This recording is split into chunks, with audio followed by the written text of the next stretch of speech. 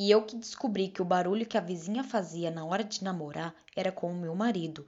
Quando eu e meu marido se casou, a gente decidiu comprar nossa casa própria.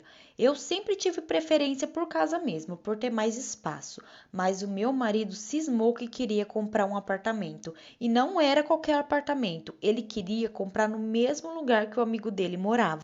E nada tirava isso da cabeça dele, até que o amigo dele contou para ele que tinha um apartamento do lado dele que estava à venda. Gente, esse homem surtou. Ele me perturbou demais, dizendo que aquele apartamento que ele queria, que não queria morar em outro lugar de jeito nenhum, que era para mim escolher, ou a gente morava ali ou a gente terminava de vez. Eu estranhei o tamanho do interesse dele em comprar aquele apartamento. Mas como eu gostava muito dele, eu acabei cedendo e compramos. Esse amigo dele era casado com uma mulher muito bonita, só que muito antipática e azeda. E foi aí que começou o X da questão. Esse amigo do meu marido trabalhava viajando e quando ele não estava, fazia um baita de um barulho na casa dele e eu escutava tudo, parecia que estava acontecendo dentro da minha casa e eu até cheguei a comentar isso com o meu marido. Eu tenho certeza que aquele barulho era com a amante dela. Na hora, meu marido ficou roxo, surtou, disse que era para mim ter cuidado com o que eu falo, porque se chegasse no ouvido do marido dela, a gente ia arrumar uma baita confusão. Eu estranhei a revolta do meu marido e foi aí que decidi ficar de olho no que estava acontecendo de verdade. Só que, por incrível que pareça, depois que eu conversei com o meu marido, o barulho acabou. Só que eu não tinha esquecido isso. Ela quase derrubava a minha parede do escândalo que ela fazia. E eu queria saber quem era essa pessoa, a todo custo. Até que certo dia o marido dela estava em casa e começou o barulho de novo. O meu marido ficou tão revoltado que ele esmurrou a porta de casa. E ainda teve coragem de ir lá na casa deles e pediu para eles parar com aquela palhaçada. E foi aí que eu comecei a desconfiar desse homem. E aí eu decidi ficar de olho no meu marido para saber se a minha desconfiança era certeira mesmo. Para minha surpresa maior, quem veio falar comigo foi o marido dela. Me pedindo conselho, me disse que o síndico tinha vindo falar com ele, com umas conversas estranhas, dizendo que ele estava fazendo muito barulho e os vizinhos já estavam incomodados com aquilo.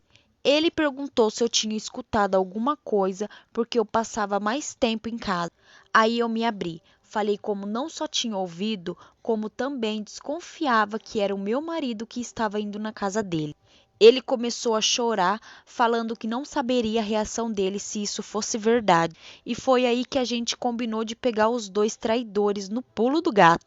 Ele falou para ela que ia viajar de novo a trabalho, bem no dia que meu marido estava em casa, e não deu outra. O meu marido falou que ia sair para resolver algumas coisas na rua, e minutos depois os barulhos de lá no apartamento dela começou. O marido dela abriu a porta do apartamento, a gente entrou e viu aquela cena maravilhosa, os dois no ato. Eu fui para cima dela, dei uma surra bem dada naquela mulher. Quando eu olho para o lado, o amigo do meu marido estava dando uma surra bem dada no embuste. Ele não parava por nada. Foi aí que eu vi que ele poderia fazer uma besteira maior. E implorei para que ele parasse, que não valia a pena ele acabar com a vida dele por causa de duas pessoas sem caráter.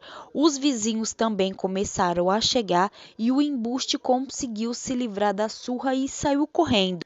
A bonita começou a chorar pedindo perdão para ele, se jogando no chão, e eu saí do meio daquela cena linda e deixei eles se resolverem.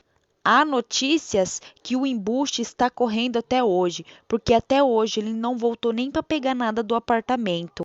Quem veio buscar algumas coisas dele foi a mãe dele.